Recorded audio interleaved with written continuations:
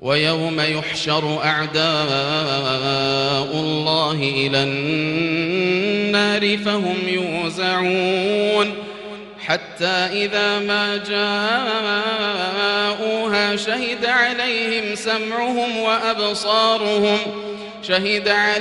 سمعهم وأبصارهم وجلودهم بما كانوا يعملون.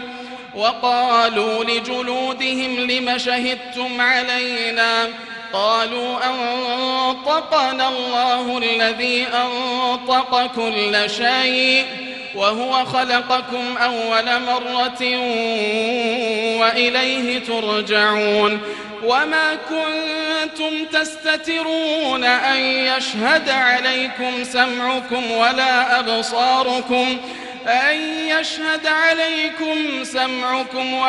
أبصاركم ولا جلودكم ولكن ظننتم أن الله لا يعلم كثيرا مما تعملون. وذلكم ظنكم الذي ظننتم بربكم أرداكم فأصبحتم من الخاسرين. فإن يصبروا فالنار مثوى لهم وإن يستعتبوا فما هم من المعتبين. وقيضنا لهم قرناء فزينوا لهم ما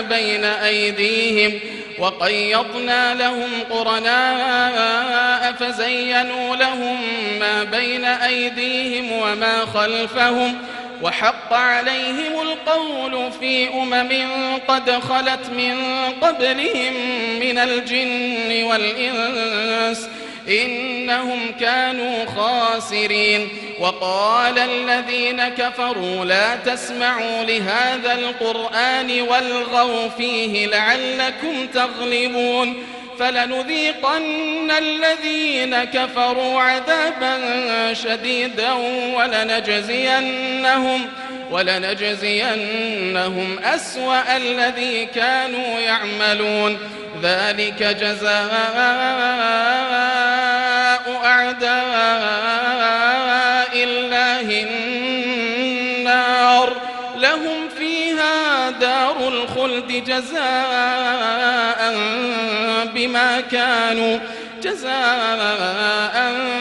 بما كانوا